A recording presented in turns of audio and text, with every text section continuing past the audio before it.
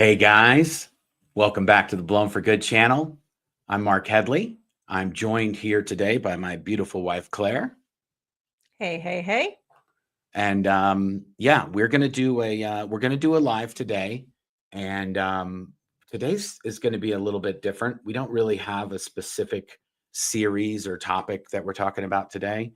But as usual, if you want to tell us where you're coming from in the comments, we usually like to let people show up for a few minutes, and then we just call out where people are tuning in from. And anyone who comments is automatically entered to win a merch giveaway that we'll do at the end of the show. And so, yeah, let's go to the comments, and Claire will read these for you guys. Yep. Anita, hello from the Netherlands. Nice. Karen Ortiz, hello from Northern California. Hi, Karen. KB, hi from Texas. Mary Kay London, hi all from a scorching hot Albuquerque, New Mexico. Yep, it's definitely way hotter in Albuquerque than it is in Colorado. Cher, hello from the Netherlands also. Nice. There you go. Hello. And we have a lot of Netherlands. Trevenon, good evening from the Netherlands. Thanks for joining us, Trevenon. Here we go. Manon, hello from the Netherlands. Wow, way to go. Awesome. KB, dang, Netherlands representing. Impressive. Yes, indeed. Clara, Netherlands are repping in the chat today. Yes, and thank you, as always, Clara, for being our amazing mod. We appreciate you.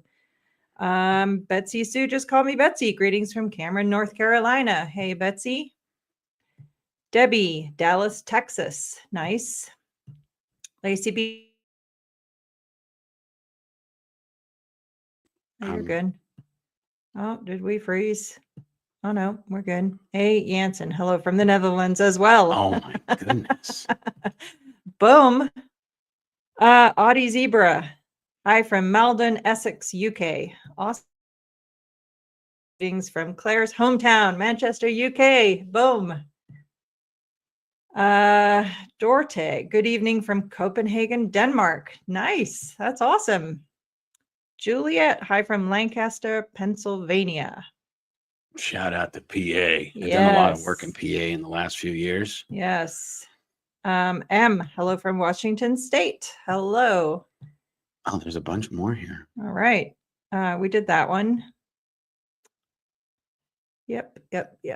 We got that. Oh, look at that.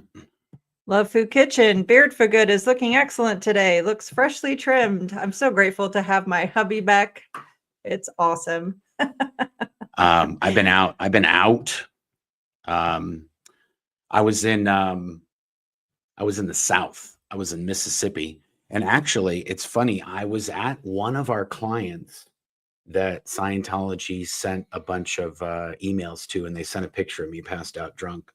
And this is the client that put the picture that Scientology emailed them of me passed out on Hollywood Boulevard. From your first birthday out, from getting out of the Sea Org, from May 2005. Yeah, so it's bears mentioning because it's 20 years ago. 20 years ago, and they put it. The client put it up on their notice board, and they said, "Where was this guy when he was here last?" So yes, it was a great client, one of my favorite clients actually, and yeah, so it's all good there.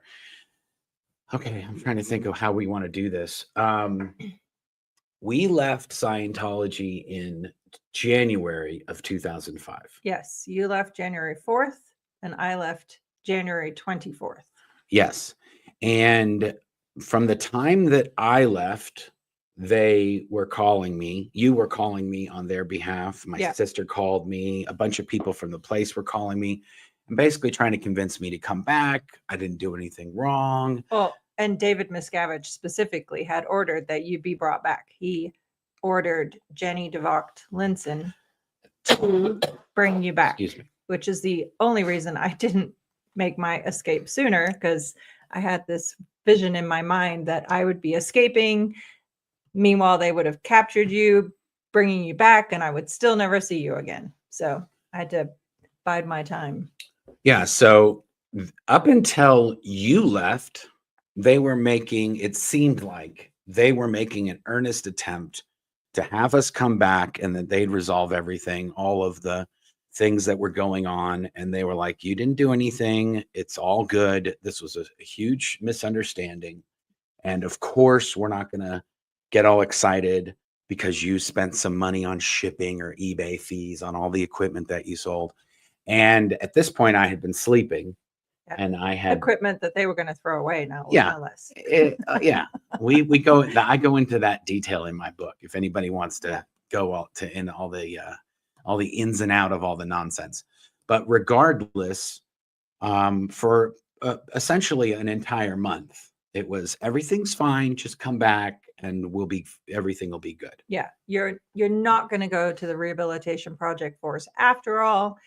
You're not going to be separated from your wife and never see her again after all. Big oopsies. Just come on back. Everything's going to be wonderful. Yeah. So I'm just trying to set this up so people understand these attacks didn't just come out of anywhere. No. We were doing our thing and they were doing their thing. You left on the 24th, and then that's where we'll get into all of the fun stuff. So you left on January 24th. The first thing that Scientology did was, well, they did try to intercept you when you escaped. Yeah, they followed me across state lines from California to Nevada and tried to, they intercepted me at the Vegas bus station. So the only reason that failed is because I sat on my purse in the middle of said bus station. I would love to be able to talk to somebody that was there that day other than those people, but to see what their perspective was on what was happening. Yeah, so that happened on the 24th, and you probably even didn't get to me till the 25th, I think. Yeah. Right? The 25th. Maybe even the 26th. Maybe even the 26th. Once she arrives, then they send, oh, sorry, I skipped one. Okay, so then they write this SP declare, suppressive person declare, which you should be able to see up on the screen there. Yeah, and also the very next day after I escaped is when they called all of my family in. Well, hold on. Okay, yeah. sure. So we haven't done anything. We haven't even contacted them since the initial bout where they were trying to get a hold of me and you were getting a hold of me. They didn't even know that you'd escaped because I wasn't. I had one phone call with my family in between the time from when you escaped to when I escaped. But of course, someone was listening to the call and told me ahead of time that I was not allowed to tell my family that you had escaped. Exactly. Which ended up being helpful for me in the end, which you'll learn about in my book, but whatever. Yeah. Anyway, so the first attack was them doing this suppressive person declare. And similarly, they pulled in my family and showed them that we had been that I had been declared and that you had been declared. Yep. And told them that they would never be allowed to speak to us again. Yeah. And now that's my suppressive person declare. That is the actual official order from Scientology. And in here, it says that I abandoned my post and left. Mm-hmm. It says that I escaped, and it says that you escaped. Yep. Okay. Which kind of comes in handy later on. But there's Claire's suppressive person declare, and hers was on the 27th of January. So just one day after mine. Now, our families were shown all these things. We did not know that these existed. And for months after this, Scientology were still in contact with us. Like, everything's fine. We just want you to come back. Yeah. But they didn't say that they had already told our families that we were declared. No. And the only reason that we knew that is because even though our families, and I'm not going to say who and all that, I don't want to get them in any more trouble. We might have already said something, but who knows? Either way, we were in touch with some of our family members, and they had told us that we were declared. Yeah. Even though we had never been told that, and we had never been sent these declare orders. In fact, to the contrary, I had emailed Kirsten Catano from OSA about a week after we escaped. And I said, hey, we're in Kansas City, not coming back. What do we have to do? Because I still was holding out hope to somehow be able to keep contact with our families. And so we actually had an email from none other than Greg Wilhare, who was David Miscavige's right-hand man at the time, that said, nope, it's all on hold. You just have to come back and get interrogated and do all their steps and sign their paperwork and all that.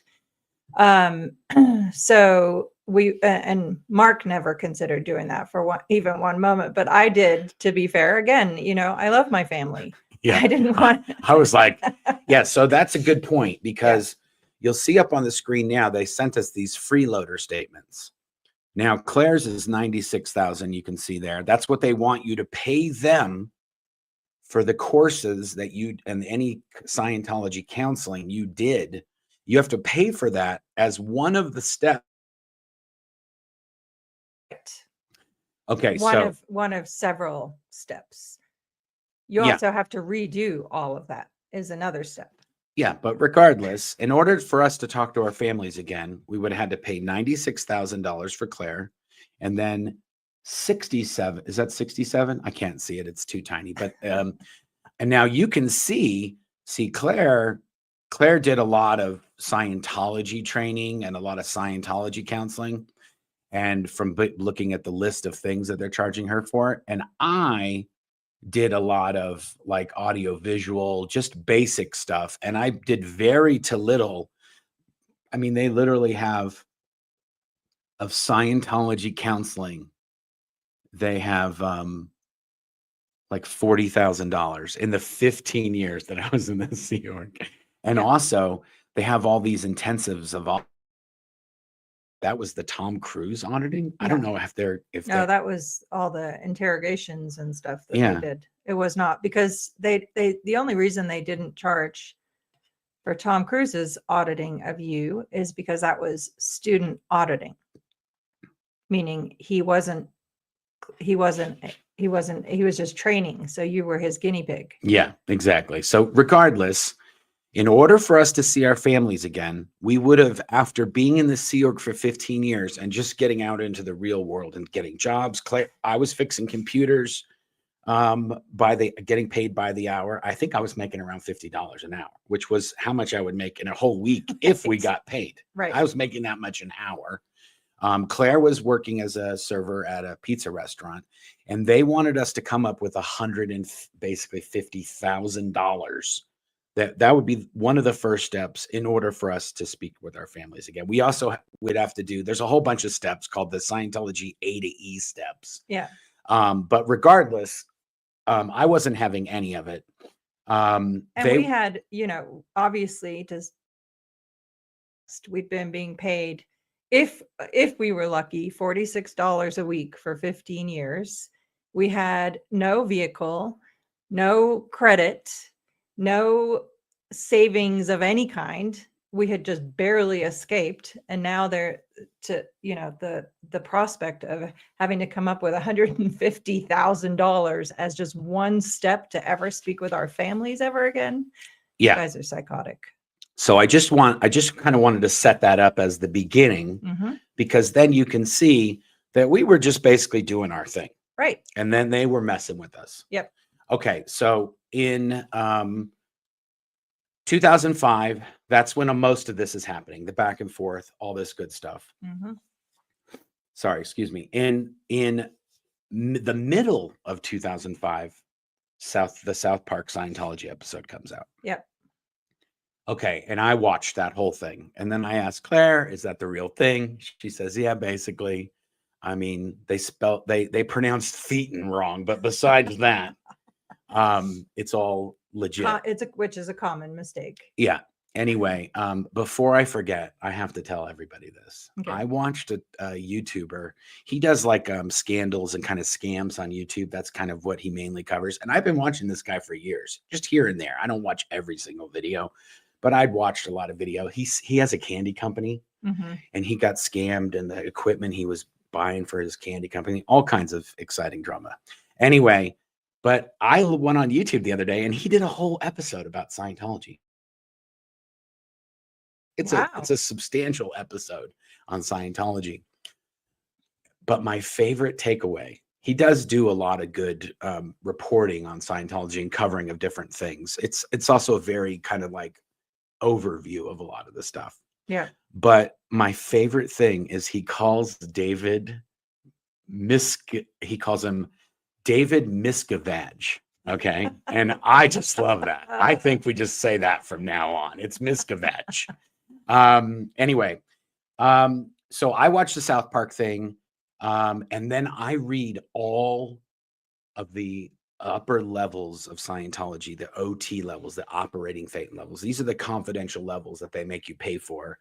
And you could pay basically up to $1 million to $2 million to get all the way to the top and find out about all the, that's where you learn about the space cooties and Xenu, Lord Xenu, and all that good stuff. Yep. Okay. And I read about those on a website called Xenu.net, which was being run by this guy in Norway, Andreas Heldel Lund. Yep. Anyway, and we'll put links to a bunch of these things in the description. Okay. In January 2006, I start posting on the internet as Blown for Good because I don't want them to know who I am, but I know that they're eventually going to figure out who I am. So I try to buy myself a little time and post on the internet. For 2000, from basically 2006 is when that starts. Yep. And meanwhile, at that time, I'm 8 months pregnant with our first son. And we've moved back from Kansas City to Los Angeles, and we're renting a house there. And yeah, so we're at least on our way to getting our feet on the ground, but certainly not in a position to withstand brutal OSA attacks, which is another huge reason why you were posting anonymously. Yeah. Okay. Now, in addition to us just being gone and not wanting to go back to them, Shelly Miscavige's sister, Suzette, is living with us. Yeah. Okay. So Shelly Miscavige's sister lives in the basically like a guest house at the house that we're renting. She's staying there as well.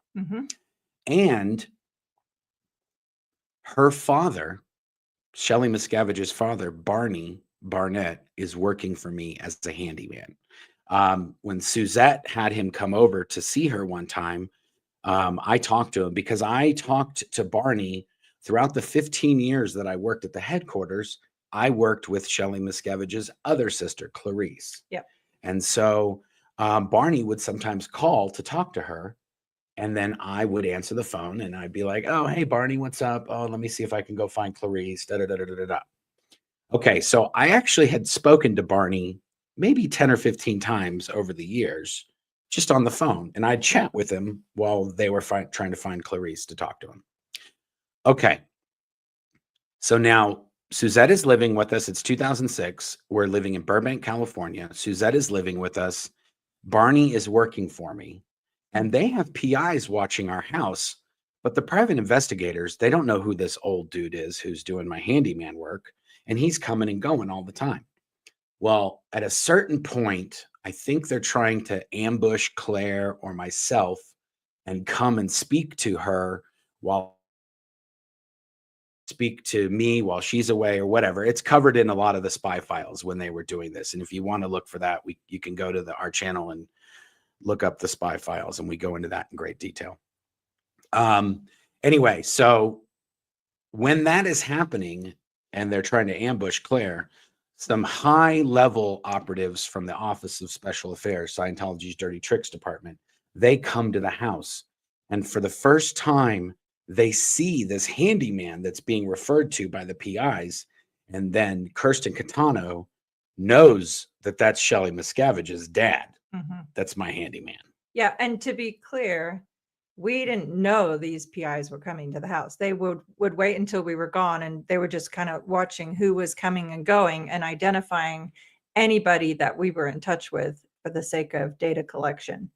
Yeah. Okay. So when they find out that Barney is my handyman, that's when things start to go very crazy. Yes. Because now, and also, by the way, I was talking to Barney. He would come over and he would he painted the house. He fixed the garage. He was doing all kinds of stuff. And the reason I was hiring him is because he was essentially broke and Right. he was not doing well health-wise. And for his birthday, he's telling me that Dave and Shelly are sending him Scientology lectures for his birthday that retail value are several $1,000s. And I'm like, why don't they just give you the cash? Why are they Right. have tons of money. I don't know why they're not just sharing it with you and taking care of you. Yeah. And so, And he was already battling cancer at that point.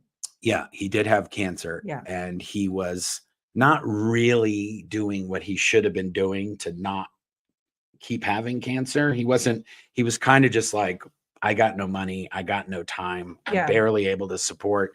He had a woman, a former Sea Org member, and her child living with him.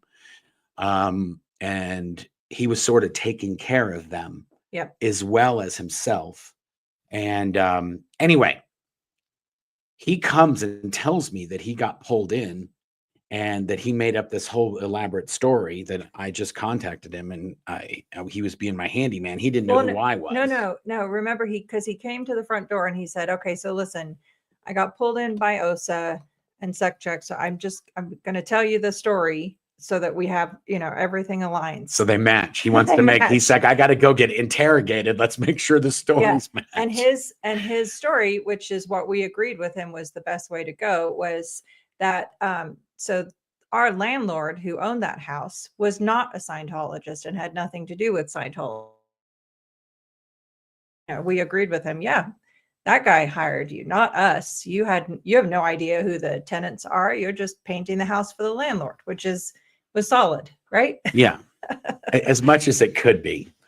But anyway, so when that happens, I am telling him everything that's going on at the base to Barney. So he knows about, well, to be fair. So he had the daughter that was living with us, Suzette. He had Shelly, Miscavige, and then he had Clarice. And all three of his daughters were at the base for years.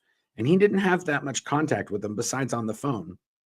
His youngest daughter had been kicked out of the Sea Org for more than a year. And he had been calling the international base, Scientology base, and they were just telling him, we don't know where she is. Like, we just can't get a hold of her, even though she had been kicked off the property and they knew she was they had sent her to New Orleans to do Hurricane Katrina cleanup. Yeah, that's right. And she was and they were just taking phone messages from Barney saying, oh, we'll give her a message that you called. And he hadn't heard from her in, I think about a year. Yeah. If you guys are seeing anything weird happening on the stream, there's massive body thetans in our network right now. The internet company came and they rewired a bunch of stuff. And whether it's worse or better than before they came, we don't know. But it says we're good and we can only do what we can do. So if it freezes up once in a while, we're sorry about that. It's nothing we can control. And according to our speed tests, we have a very fast internet right now. And it's just there's demons and space cooties in there. Okay, back to the story. We'll zap them after the stream, folks. Yeah, we there's nothing we can do. We did as much as we could do before. Okay, so during this time in 2006, I was also writing magazine articles for Us and Life and Style In and Touch and all these different articles. And the journalists would basically send me pictures, and then I would just identify the people in the pictures and then explain why they would be in whatever locations they took pictures of them. And then they'd make a cover story out of that. And that was during the Tom Cruise and Katie Holmes kind of courtship and making babies and having babies and all that stuff. So, okay. And then I'm also posting on the internet. Yep. Okay. Scientology during that time, they have PIs watching our house full time. They had infiltrated Claire's business and my business by either having people know us, report on us, or actually setting up fake clients that, like, I would go to a job and do an estimate. And then somehow they try to get me into doing the project and then try to sue me or say that we didn't do something right or all this stuff. Additionally, we had a Scientology spy that used to work at the international headquarters that was not in Scientology. And he very heavily encouraged Claire to get into the real estate business and that he could help her get a license and he could help her do this. And she did end up getting her license, and she did end up doing some real estate projects with this guy. And the reason that they were doing that was so that they could basically They were basically trying to frame me. Yeah, they're basically trying to frame Claire for real estate fraud and then get her. Which is funny, because when he was the deal that he was planning to set me up on, I was like, you know what?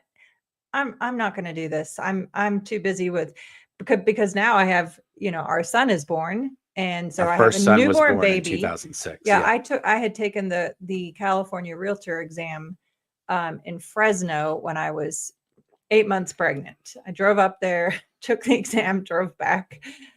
Anyhow, so I just was like, you know what? You do you. I'm not going to do this deal with you. And so I did not end up doing any transactions that he was involved in, even though he was very much trying to get me to do a transaction with him. I was like, yeah, no, thanks. I'm good. Yeah. And also, we kind of suspected that there's something off with this guy, because he was driving down from Northern California, right, to meet with Claire and like be there for a few hours, and then he would drive back to Northern. I particularly knew him No, very well at all. I knew who he was, but it's not like he was our friend, or he just kind of showed up out of nowhere. In fact, yeah, Adam Parcell was his name. Yep. Okay, now during that time, they also had all of our phone records. Yep. They had, our phones were either tapped, or they had gotten into our Sprint account and had downloaded all of our phone history so that they could reverse engineer who we talked to if they didn't listen in live. They were collecting our trash every week. This is in 2006, a year after we'd left. And I had only been posting on the internet and writing a few cover stories for tabloids. Okay. So. And to be fair, the only reason you even started posting on the internet in the first place is because there were crazy stories about things, and you're like, no, that's not what happened. That's Here's right. what actually I was happened. really trying to correct the record of what was on the internet, of like, hey, that I don't know about this stuff, but this is actually what was happening for this last 15 years. Yeah. Okay, fine. And the other thing is they were following me to jobs as well. So I had PIs following me to every job, even if it had nothing to do with Scientology. They were actually following me to these different projects. Yeah. And then they were sending private investigators to my clients, because I was hiring ex-Sea Org members that had escaped from Scientology. I was giving them jobs and trying to help them get back on their feet. And then they would accuse one of those people of stealing computer files or this. And then they go to my job sites and say, we're investigating this person. We were told he was working here. And they'd create a big scene at the site to then try to get my company fired from the project, because we're bringing all this drama to them. And meanwhile, they would constantly send private investigators to our house, process servers to our house.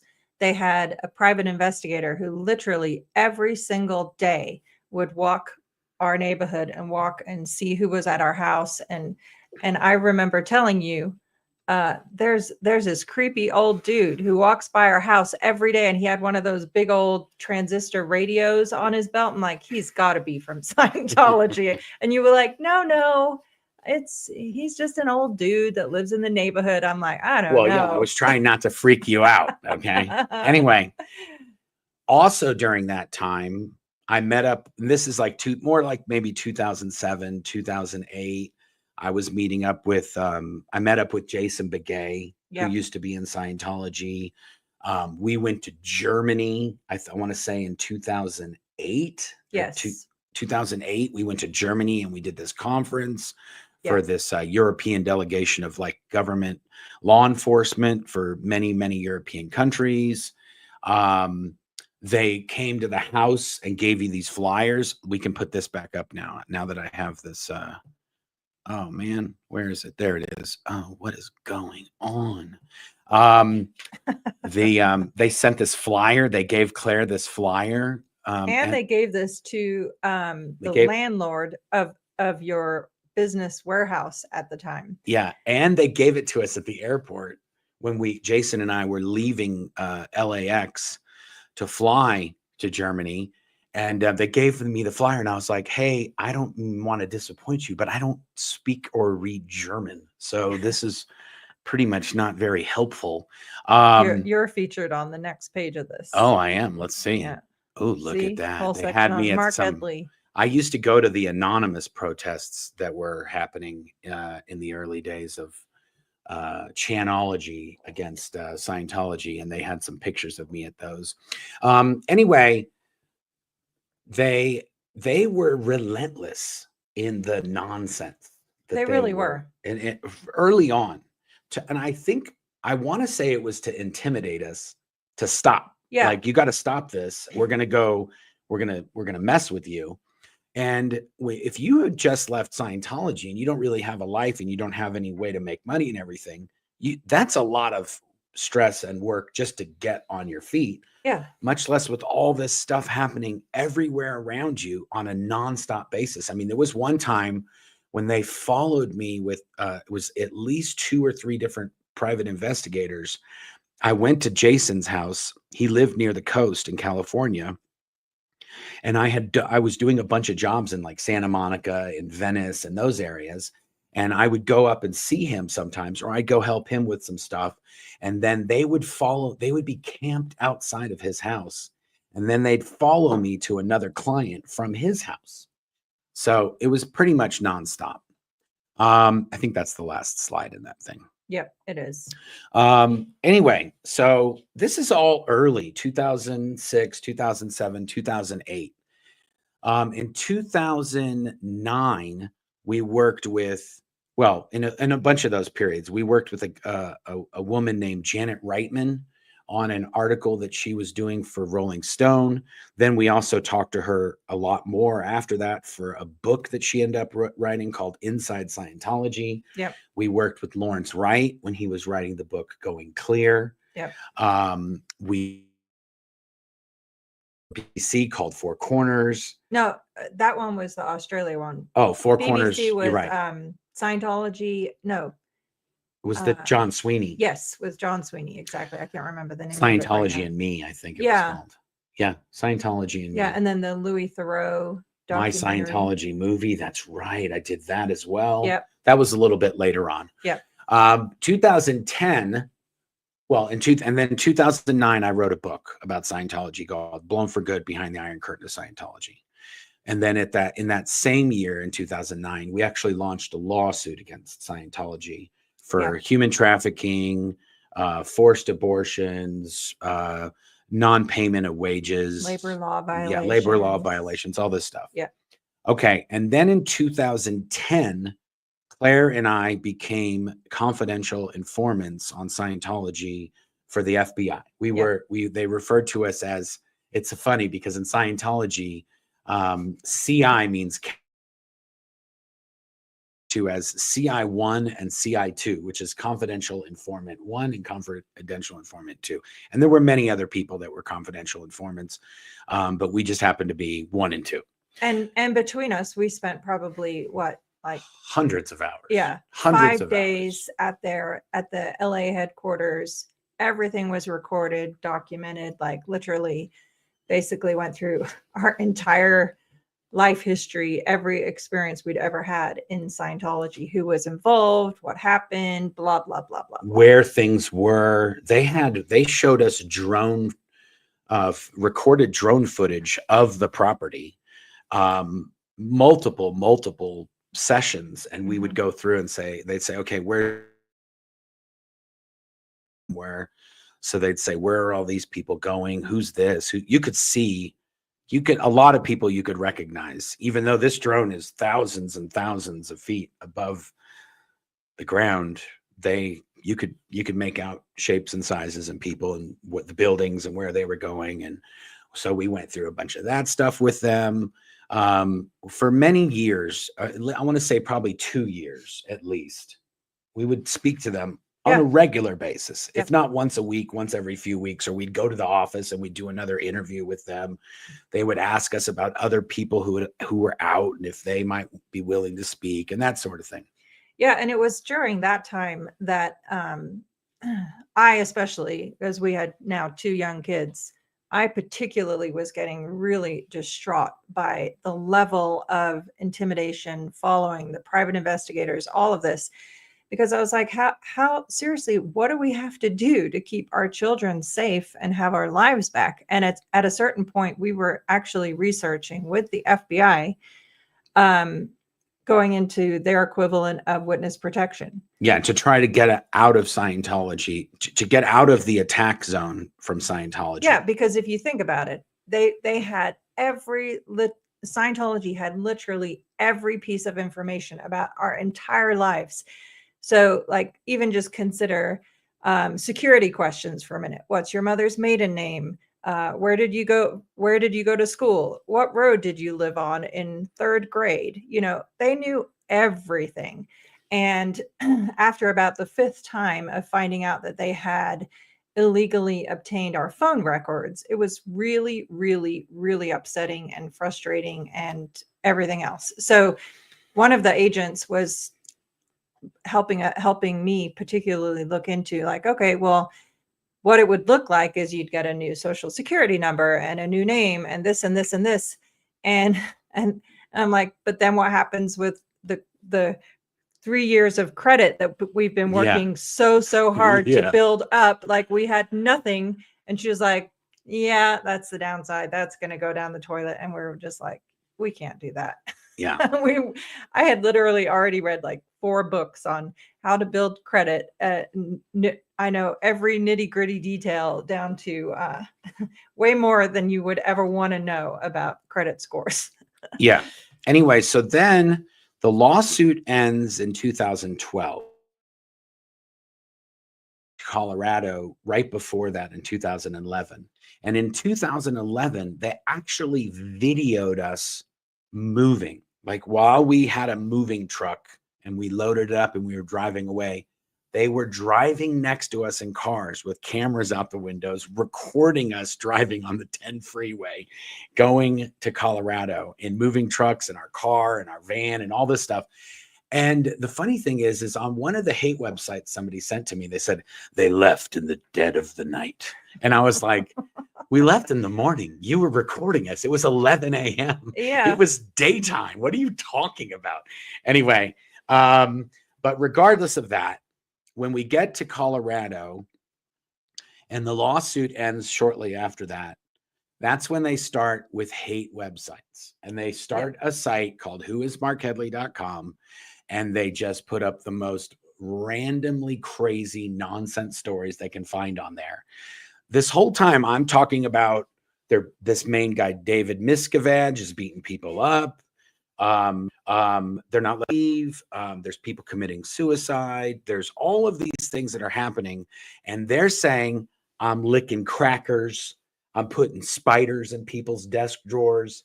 Just nonsense. And also that I was a terror at 6 years old. Like, my body thetans were already fully taking over and I was evil at 6, even though I was in Scientology my entire life and I worked for them. I was basically had some really, really evil body thetans and I was a bad person. Okay. That website is still up to this day. Right. That was in 2012, 13 years later. Is it 13 years? Do I know math? Yeah.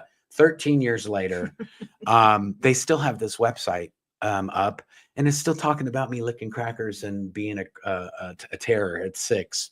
And they have one for me too, but mine just points to yours. I don't have a separate one. It's just a combination of all of our stuff together. If you ain't got a site, you ain't doing it right. I do. It's just the same as yours. Anyway, the other thing is that they post things on Twitter. They've got a Twitter account. I don't know. I think it's called, I can't remember what it's called, but they tweet things out. Now, more recently, they've been going wild.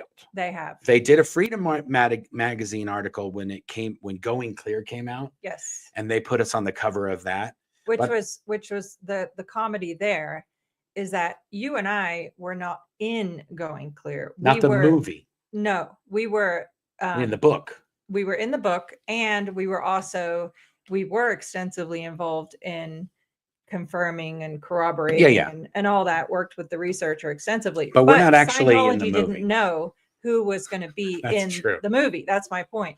Yeah. They just assumed that whoever was in the book was also going to be in the movie, and they did the cover based on that, which was wrong. Yeah. And one of the reasons we even moved to Colorado was because when we were working in LA, we both have separate businesses. Claire has her own company. I have my own company. And that's what we do to make a living for our family. That's how we support ourselves, is we both run our own companies. And even that, by the way, was an intentional strategy. If we have two separate businesses that are completely not connected at all, not only will we be better able to weather the ups and downs of the economy, but also it will be harder for Scientology to destroy both of those. Yeah. And the other reason we both had our own companies is because every company that we would work for, they either would have engineered the job for us. Like one of your first jobs. Oh my gosh, yeah. You were working for a gal that used to be at the base. You were working with her at a company. As was Suzette, Shelly's sister. And literally, I finally figured out OSA was literally calling in the office and getting reports of this woman on both Suzette and I. Yeah. So we knew that we couldn't work for somebody that we didn't know was going to be loyal to us when Scientology came, or that wasn't already somebody already there, wasn't working for Scientology reporting on us. And both of the places that we worked when we first got out, when we moved back to California in late 2005, there were spies at both of those companies that reported to Scientology daily or weekly. So we knew we had to start our own thing, because Scientology was literally in every single thing that we tried to do. They had somebody in there that was just either trying to sabotage us or reporting up on us, so Scientology could do whatever, just make nonsense. So we had to set up our own companies. And then even when we set up our own companies in Los Angeles, they were constantly messing with us, because we're right in the heart of the Scientology nonsense. They could send somebody to 4 different clients on the same day, and they'd all be different people because they have so many resources in Los Angeles. Yeah. Like, just as an example of the nonsense that would happen.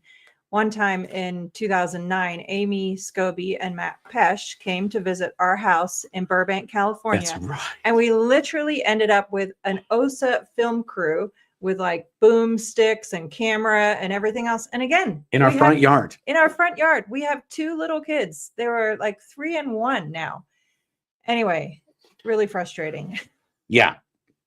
Okay, so we moved to Colorado. When we get to Colorado, they also have private investigators watching our house, watching my business, and still messing with us. But in Colorado, they don't put up with a lot of that nonsense. In California, the stalkers, you can get away with stalking because that's essentially what paparazzi do. They're stalkers.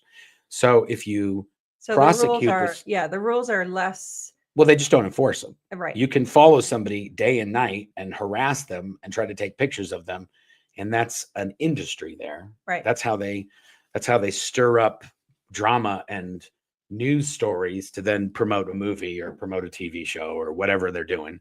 And so we moved to Colorado. When we moved to Colorado, I actually befriended a police officer in Castle Rock, and he read my book. And then several other people in Castle Rock police, they basically knew if there's something happening, it's most likely going to be Scientology.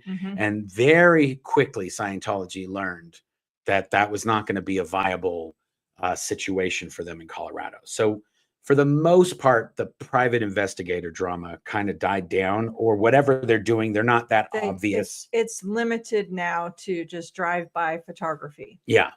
Yeah. And so they can put updates on their hate websites. Anyway. Exactly.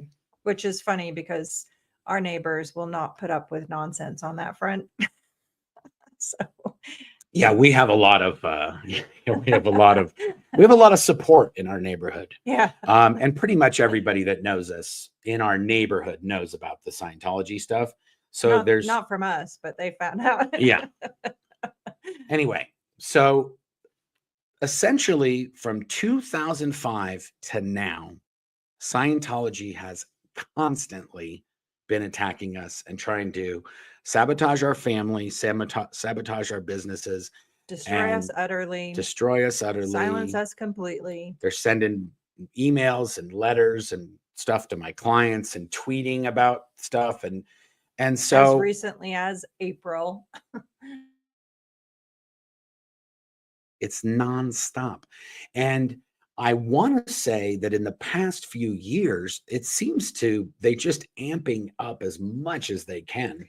Yeah, I mean, well, between just talking about Scientology on a regular basis, my testimony in the Danny Masterson trial as an expert witness, the work we do through the Michael J. Render Aftermath Foundation, the billboards, you name it. I mean, there's a long list of, we always have ongoing projects, side projects.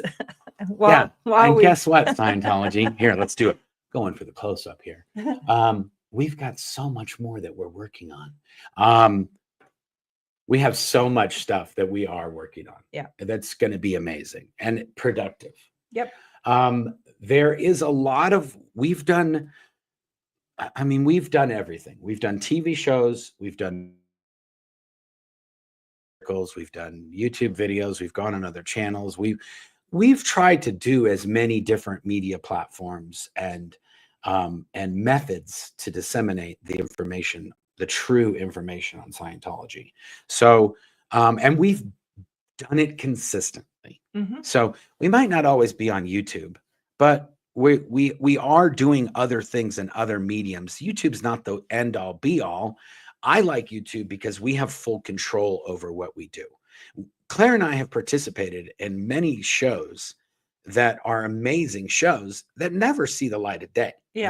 They get produced, and then right before they get greenlit to air or go get sold to this streaming service or whatever, Scientology sends them a legal letter, and then they just hose the whole thing down and never sees the light of day. Yeah.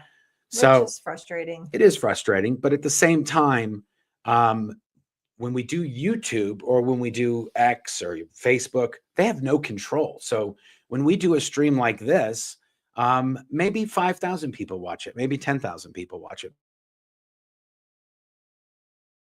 And maybe it freezes right in the middle while we're talking.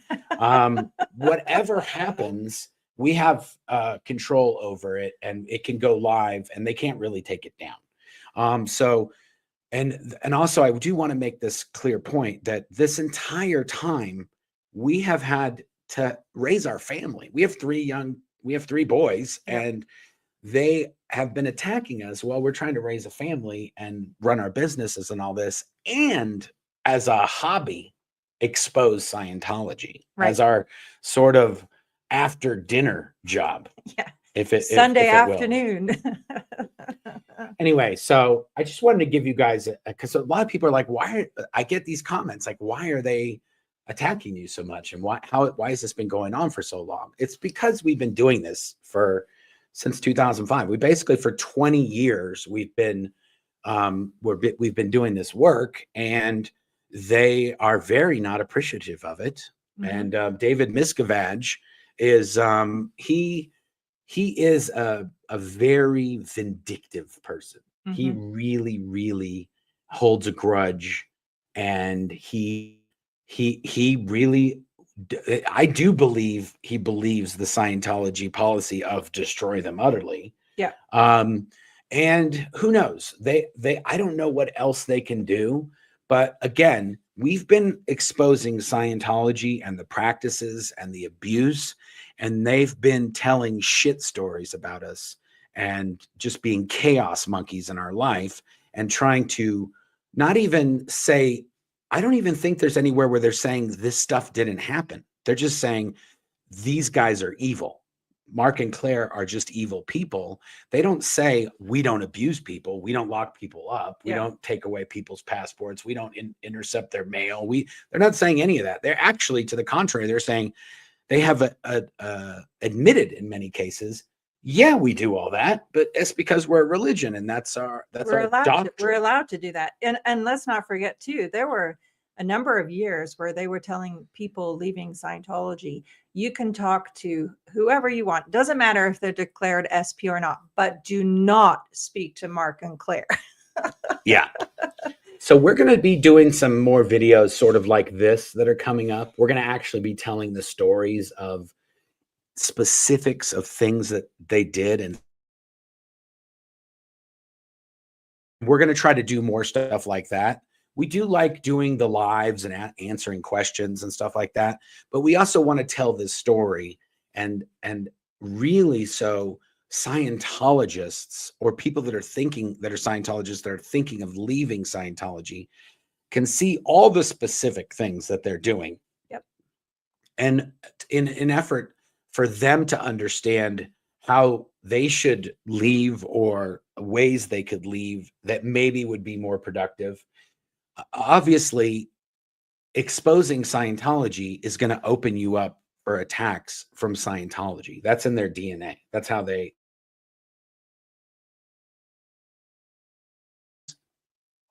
I don't know. I just saw the screen went black. Anyway, they are going to mess with us. And they're going to mess with you if you expose them. They're likely going to mess with you. Yeah. How much they mess with you is probably directly proportional to how much you expose them. Yeah. But nonetheless, it's a storm that can be weathered, and whoever wants to speak out against Scientology, please do.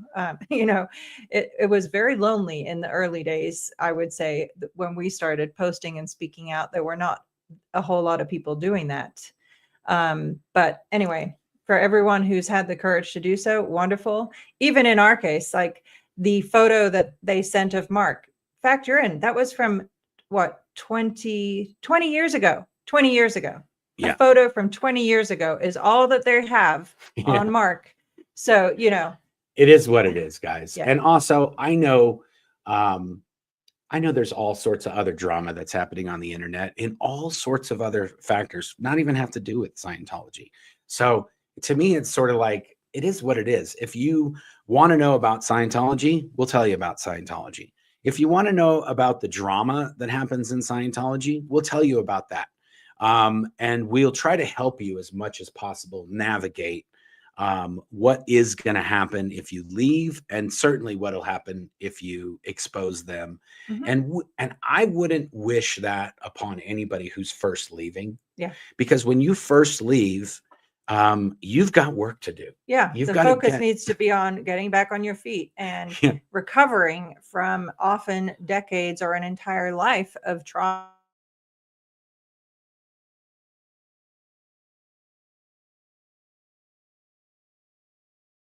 A lot of steps that one can take to just get to where, you know what, if you decide to speak out, like Catherine Olson is a wonderful example of that.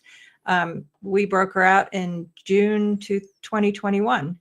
And when she first got out, she definitely was not ready to, there was, the focus was on getting a driver's license, teaching her to drive, getting a resume, all those really, really important life things. Yeah. Anyway, there you go. Just as an example. Okay, good. I think we did. Yeah, I think we covered that a enough. lot of ground. If you want to go and look at whoismarcheadley.com, I don't recommend it, but if you want to, at least use a VPN. Get bag up before you get Somebody in there. emailed me the other day and they were like, you can use a VPN. I'm like, I know I can use a VPN, but I'm the intended audience. Why on earth do I want to go watch their nonsense? It's all full of lies and watch my family members speak shit about me. No, thanks. Like, that's not fun for a Sunday. It's not fun for any day. So if I watch it, then they've accomplished their purpose. So no, thanks. Yeah. Okay, good. Should we do a giveaway? Yeah, let's do it. Okay, let's do a giveaway. Let me see if I got this worked out. Oh, look at that. It worked perfectly. Okay. If you've typed a comment, it says there's 60 entries. I don't know if there's 60 comments, but I'm going to go ahead and draw. And hopefully our internet challenges have not messed with this, but whatever. It is what it is. We're doing it. We're just going to give something away. We're going to give whoever wins, they can just send me an email, claire@blownforgood.com, and tell me what they'd like from either Bina Beck 33. Nice. There we go. Congratulations, Bina Beck 33. Send me an email with what you would like. We have all kinds of goodies on the BFG merch store and on the spshop.com. Yeah, so just shoot me an email. Awesome. Okay, let's go back to what happened? It won't let me do it. There it is. Okay. Do we want to answer some comments? Yep, or we want to read some comments or whatever? I'll do questions because here we go. Here's one. Okay. Question. You go through so much nonsense for just doing the right thing and exposing Scientology. Have they generally left your kids alone, or do they get hassle now too? Hope they don't. Yeah, we've had conversations with our children just to make sure that they understand that because, we've always kept it age appropriate, but to help them understand that we have to keep them safe and so forth. So no, it's been minimal. In fact, when Leah Remini's Scientology in the Aftermath show came out, conversely, we had teachers reaching out to us, multiple teachers saying, literally, we will protect your children and do whatever. We will call the police if anyone tries any nonsense, which was obviously deeply moving and really meaningful to both of us. So yeah, that's my answer. Yes. KDD question. If they had stopped you going to your eye appointment, Claire, do you think you would have stayed or found another way to escape? P.S. Love my BFG hoodie. If they had succeeded, so if I hadn't made it to the eye appointment, I would have kept trying, but it would have definitely gotten harder and harder because I had already, they were actually trying to interrogate me the day before going to that eye doctor appointment. And I didn't know how long I could hold out on, when they exert their mental pressure, it gets really, really sticky, to put it mildly. So I would have kept trying. If they had succeeded in intercepting me in that Las Vegas bus station, they would have, I would have been under lock and key for years. So is this the period where Mark hides messages in diapers, Trevanon? Yeah. Okay, so during this time, this is a good one actually. Yeah. That was in the early, like 2006, 2007 period when we had young children. We knew, I didn't know, but I really, really suspected that they were taking our garbage and they were going through the garbage. So I would write random phone numbers on Post-it notes, and then I would put those in with the dirty diapers that we would throw away. And anyway, I did have some fun. Okay. I'm not, I'm up for a little bit of nonsense too. They don't get to have all the fun. Okay. Yeah. Mark got a real kick out of when we actually got written confirmation that they were collecting our trash. He thoroughly enjoyed that. It was during our son's diaper years. And so there was plenty of poopy diapers that they would have had to search through. So yes. Oh, thank you, Trisha, for the super chat. We appreciate that. I do want to mention that any super chats or any things that you send to us on the Blown for Good channel, those support the channel. If you get any of the stuff linked in the videos that we do on our channel for the SP shop, the bobbleheads and the SP bracelets and fake Navy Davy dolls. We have Don't Be Culty. These guys over there. Yep. Those all go to support the Aftermath Foundation. And then Blown for Good books and any Blown for Good merch, branded merch, supports the channel. We have a few more questions. Here we go. Okay.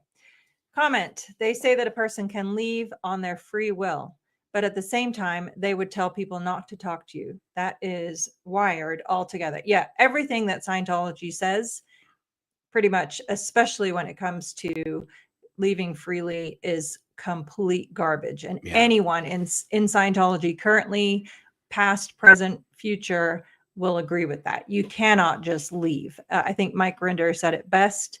The difference between a cult and a religion is what happens when you try to leave. So yeah. And they also, I think that person meant to type weird, not wired. But anyway, weird, exactly.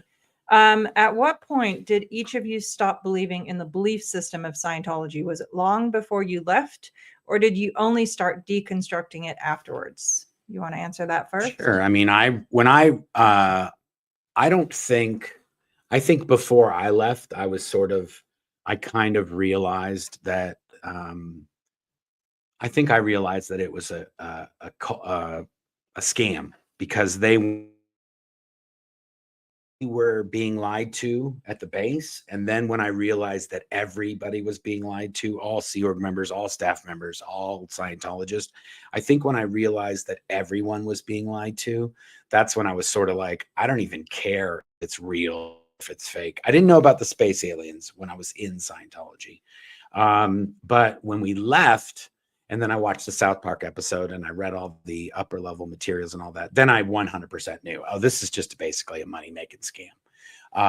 And Claire, I mean, you were trying to get back in touch with your family at the first So part. my answer to that is I was born into Scientology. My mother joined the Sea organization when I was 4 years old. So I felt what my entire life controlled and leveraged into that system, and honestly held hostage by my love for my family, my love for Mark, and knowing that. So that the environment we lived was not conducive to critical thinking. It was pretty much the antithesis. Like you couldn't question your belief because it came at such great risk to do so. So the way that I've looked at it is, the moment Scientology became something I could consider, do I want to believe this or not? I chose not to. And that was the moment I escaped. And from that point forward, yes, the path to deconstructing all of that has been a long one. Awesome. Okay. I think we'll do a last few questions and then we'll, Perfect. Anna, Mark, just listened to your book on Audible. Thank you for sharing your experience with us. You are both an inspiration. Claire, I strive for your poise and persistence. Wow, thank you. Thank you. That's very awesome. nice. Anna. Very we nice. appreciate that. I'm glad you enjoyed the book. Yeah, we did. When we did the Audible in our bedroom, You did. I just set up a little desk in our bedroom and set up a computer. It was the only place in the house that was really quiet during the day. Yeah. And I just cranked it out. And it was the first time, I think I've mentioned this before, but I think it was the first time I actually read the finished book. Yes. Cover to cover. Because I did all I worked with the editor and the proofreading and the front and back matter and all that. Yeah. If you want us to do a video on how we made the book and how the book got produced, let us know. Bleep bloop that in the comments down there, and maybe we'll do a video on that. Yeah, the making of Blown for Good, behind the Iron Curtain of Scientology. We've talked about it extensively on other channels, but we've never done it on this channel. Our stories about, because there were so many crazy things that happened during that time too, like leading up to the release of the book and then shipping the books. And anyway, whatever. There's a lot we could talk about there if anyone's interested in listening. Yeah, I like Rebecca B did a good comment here. Geez, if Mark had just gone back to the Scientology when kindly asked, the planet might have been clear by now. Sorry about that, guys. You weasel, you. I was not on that bandwagon. Hell no. Okay, guys, we appreciate you guys tuning in and watching. Now that I'm back from my trip and I haven't left for another trip, we might squeeze in a few more videos in the next week or two or month or whatever. And we do have a bunch of other videos coming out on a bunch of other channels that we've done stuff with. Yes. Not even really Scientology related, no. Just other channels. We're trying to get out. We're trying to reach out to other channels and other people and other areas of the interwebs. Yeah. And sorry, I just wanted to mention, for anyone who listens to these shows on our podcast platform, we just hit 750,000 downloads. Yay. So thank you. That's pretty good for a podcast. I mean, people tell me that is good. I mean, I don't know, but 750,000 downloads of the podcast. A lot of, not every video that we've done on YouTube is a podcast, but a lot of the videos that we have done have proved to be very popular on Audible, or not Audible. Audible's where the book is, but on Spotify and Apple Podcast. I think Apple Podcast is the biggest channel of podcasts, but pretty much anywhere where you get your podcast, you can pull up the Blown for Good podcast. And I think that's good. I think hopefully people enjoy the videos that we're doing. We don't really make a lot of money off of the YouTube channel. I want to say it, to me, if it pays for itself and it doesn't cost us money, then I think that's worthwhile. And so far, I think that's pretty much been the case. We've got somebody doing shorts. We hope you guys like the shorts. That's another thing. Bloop it down below if you think we should make the shorts another channel. I have seen some people complain they get a ton of notifications because we're putting out a few shorts every day and they don't want to watch those. But then we get a lot of comments that people love the shorts because they don't want to watch an hour video, but they love watching the shorts. So bloop it. That's the only way we can know is if give you us guys some input. Give us some input. Okay? Thank you. We appreciate everybody watching and commenting and all that good stuff. And if you did do a comment in the chat, I liked on all the places you can go find stuff. I like to put up comments in there because it's fun. It's a fun thing to do. I like to do that. Cool. Anyway, whatever guys. you want. Yes. Thanks for joining us. Until next time. Bye. Thanks for watching. If you'd like to help support the channel, feel free to check out the merch store link in the description. We have Hail Xenu, Xenu is my homeboy, and BFG branded mouse pads, shirts, mugs, all sorts of other stuff in there that helps us to bring you new content on a regular basis. You can also pick up a copy of my book, Blown for Good, Behind the Iron Curtain of Scientology, in hardback, Kindle, and Audible versions as well. There's also a link to our podcast, and you can get that on Apple, Spotify, or wherever you listen to podcasts. And if you'd like to watch another video, you can click on this link right here, or you can click on this one here, or you can click on the subscribe button right here. Thanks a lot. Until next time.